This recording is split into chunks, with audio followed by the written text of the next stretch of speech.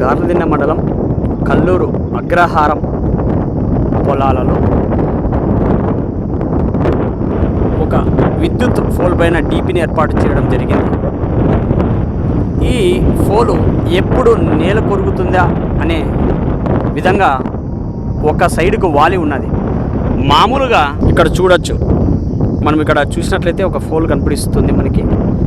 ఇక్కడ కూడా ఒక డీపీని ఒక పోల్ పైన ఏర్పాటు చేయడం జరిగింది.